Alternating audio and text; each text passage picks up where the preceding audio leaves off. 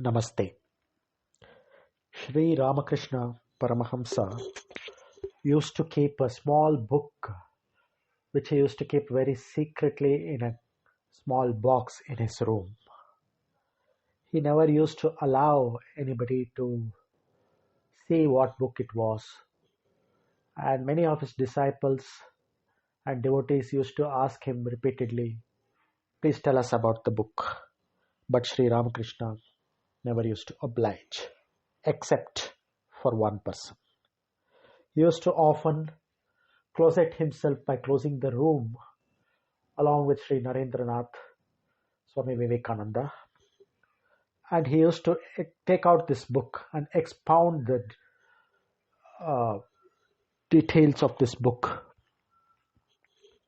to Narendranath Datta. What was this book that set Sri Narendranath afire? This book was the Astavakra Gita, or the Astavakra Samhita. Of course, now with the many translations and printings, the book has become very popular, but previously it was kept as a secret. The Astavakra Gita is a dialogue between the sage Astavakra and King Janaka. It consists of 285 shlokas. We'll not go into the details of the story behind, the background behind this scripture, etc. But we'll just try to see what is the essence of Astavakra Gita. The Astavakra Gita says, right now, here itself, you can overcome suffering and bondage. This is a very powerful message. And how can you do this? If you separate yourself from the body and rest in awareness, you can overcome suffering and bondage. Now, separating ourselves from the body doesn't mean some out-of-body experience. There are a lot of courses for that. Occultism. It doesn't mean we'll float off the body and we'll rest in awareness. That is not what Astavakra means. Now, separating ourselves from the body means to realize that we are not the body. A few examples, things can help make this clear. Now the body changes. Our body was different as a baby. Then as a child, it changed a lot. As an adolescent, it changed a lot. Then in middle age, it was a different body. And in old age, it will be a different body. But in all this, the feeling of I does not change. Another aspect is the body is an object. I am aware of it. The body is an object of my awareness. I am the experiencer of the body. Here I is the subject. Hence, I am not this body. There is another way. Then I experience myself as sentient and as conscious. The body is insentient. We say, I look at my hand. We do not say, the hand is looking at me. So this is the concept of Chetana and Jada. The body is Jada and consciousness is Chetana. One more aspect is we always experience ourselves as one. That is, we say, I am going to the market. We do not say, we are going to the market while referring to ourselves. The body is a multi-part system of many parts. One and the many. Changing versus unchanging. Seer versus seen. sentient versus unsentient. Doing manana on all these things will help in realizing that we are not the body. Now we can say that I understand this intellectually, but how do I actually separate myself from the body? A story is told of a small prince who got separated from the king and queen and from his kingdom. And for many years, he was brought up by nomadic hunters. One day, after many years, he was found by the king. And the king said, "Come, you are the future king of the kingdom, my kingdom. Come, I will appoint you as the king so that I can retire." The hunter says, "But I don't feel like a prince." So we get it intellectually, but it doesn't cause any change in us. But an error which is intellectual has to be rectified by understanding in the mind only. This is the way.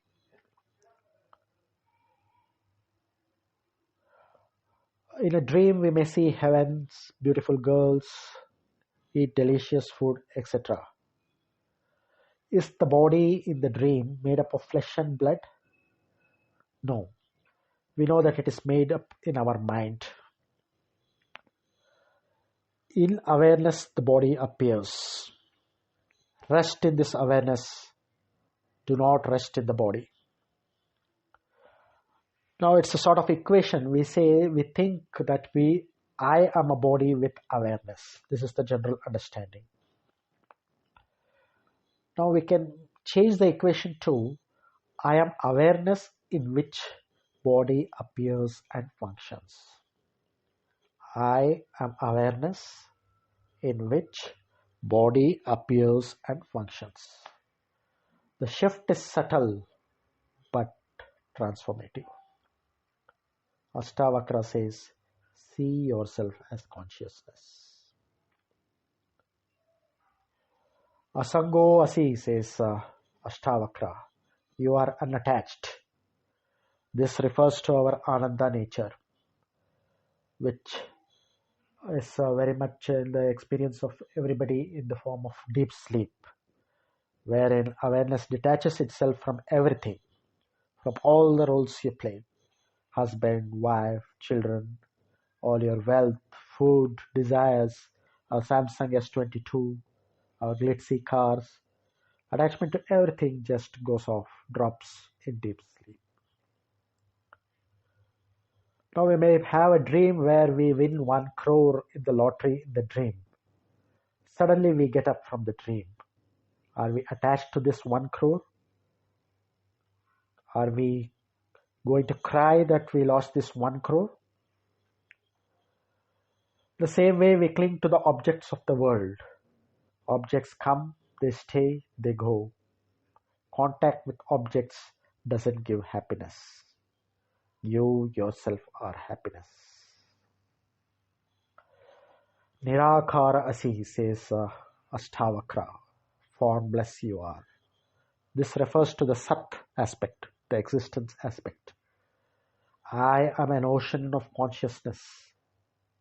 Just as bubbles or waves arise and subside in the ocean. If you identify with the bubble, sorrow arises. If you identify with the ocean, fulfillment arises.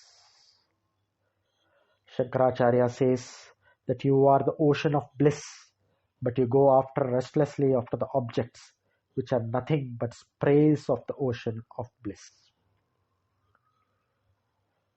Vishwashakshi Asi says Astavakra, you are the witness of the universe. This refers to the Chitta aspect or the consciousness aspect. Relax in that. Satchitananda, relax in that. There is no death for the formless. Asi means you are. So this Satchitananda, Sat aspect is Nirakara Asi, formless you are. Chitta aspect, Vishwasakshi Asi. and the Ananda aspect, Asangovasi, unattached. So when will I attain this Sachitananda? After death? After enlightenment? After moksha? No, says Astavakra. You are that already. There is no need to attain it.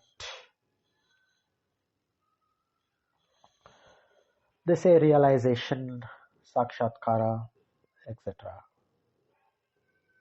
What is this? I was this ordinary person and now am I transformed into Brahman after this sakshatkara? No. The true realization is that I was and always am this Brahman. I didn't know this. Waking up into what you already are is enlightenment. Tattvamasi, that I am.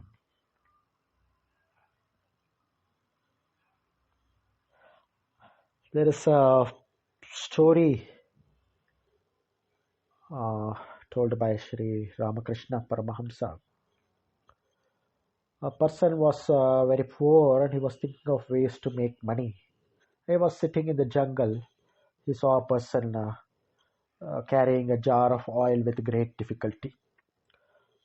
So he got an idea. Let me make some money, he thought. Shall I carry this jar of oil for you? Where do you want to go? I am taking this to the city. I'll give you 2 rupees if you take this jar of oil to the city. Okay, said the poor man. And he kept the jar of oil on his head and started walking. It was a 1 hour walk through the jungles. And he started daydreaming. So now I'll go and deliver this jar of oil in the city. I'll get 2 rupees. From this 2 rupees, I'll buy some vegetables. I'll bring it to my village. I will sell it to for 10 rupees.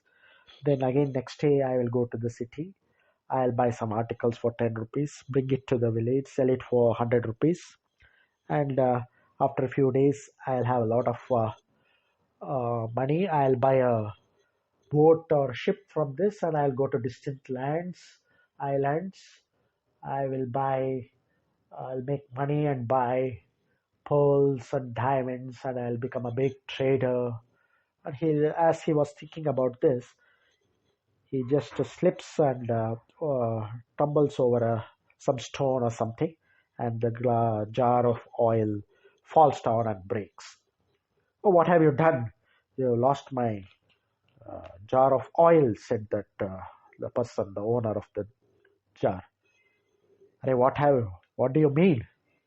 You lost a jar of oil. Here I have lost my entire fortune, says the poor man. So we don't differentiate between dreams and life is also like a dream. Similarly, if we think we die, we will continue in samsara. Birth after birth, new body after body, it goes on. For those who are ignorant of their true nature, death is certain for those who are born, and birth is certain for those who are dead. The cycle of birth and death continues unceasingly. Now, there's an example given.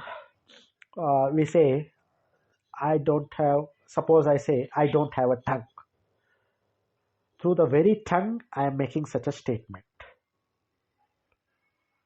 In the same way, we can say, I don't know what is this consciousness. But what is saying this? Consciousness is the background and is fundamental to our every existence. Astavakra also says, Shanta Asi, all suffering is of body and mind. When the substratum, consciousness, is understood, all suffering is dissolved. It is similar to the sky being unaffected by the dark clouds, lightning, thunderstorms, cyclone. However, it doesn't mean that suffering related to the body will disappear or get solved. Pain continues. Sri Ramakrishna Paramahamsa and Ramana Maharshi, Their bodies suffered a lot. They had a lot of pain, but pain was there, but suffering is optional. Knowledge of consciousness is not an anesthetic to pain. On one level, problems remain, but on another level, we are untouched. It is similar to huge waves on the surface of the ocean, but 10,000 feet below, it is totally calm. Bandha Muktaha, says Astavakra. I think I am this body. This is the bandha. This is the bondage. We ourselves are holding the rope that ties us. What is to be done? Let go. Let go, says Astavakra. Let go of the erroneous conceptions. Bandha Muktaha. Be free of the bandhas that you have bound yourself in. It doesn't mean letting go of our possessions, relationship, and becoming a sannyasi in the Himalayas. It means letting go of misconceptions that I am this body mind. We say that we are bound by karma, ignorance, maya, etc. Our only bondage is that we see the witness consciousness as other than ourselves. Awareness in body mind is the knower. This is our feeling. That which is aware of this is the knower should be the change in the equation. Eko drishtahi sarvasya. You are the one witness in reality. We are this one consciousness reflected in 700 crore bodies. The background awareness in all the 700 crore humans is one and the same. One witness of the entire universe, and you are that. Now there are two levels in Vedanta. First is Viveka. Viveka means discrimination, separating the body mind and the consciousness, separating the object and the subject. Now, for example, take if a sugar is mixed in the sand, the ant can separate the sugar from the sand. It is said that the swan can separate milk from the water. In the same way, we have to discriminate between the real and the unreal. The second stage in Vedanta is the Gnana level, where it is realized that the body-mind is not separate from consciousness, and all is one. Too much of stage one, that is Viveka level, can cause us to think that witness is God and what is witnessed is bad. This is not true. Both the witness and the witnessed are one. The first level is to separate the dreamer and the dream, and then to realize that both are the same. The first stage is Jagat Mithya Brahma Satya. The world is unreal, consciousness is real. The second stage is Jagat Satya Brahma Satya, and that both the Jagat and Brahman are the same. The final culmination of Vedanta is Vijnana. It's Sarvatma Bhavana. I am in all beings are in me. Jnana is to say that everything is Brahman. Vijnana is to realize that I am Brahman. So, I believe this expounding of the Astavakra Samhita by Sri Ramakrishna Paramahamsa to Swami Vivekananda played a great role in the awakening of Swami Vivekananda to this Advaita Bhava. The entire life of Vivekananda can be summarized, the entire teachings can be summarized in 2 points. His mission was to preach man's divinity and how to manifest it in life, the divinity within everyone. The second point was the emphasis on oneness of all existence. One in many, many in all. Daridra Narayana, concept of Daridra Narayana. So, why did Ramakrishna Paramahamsa keep it a secret?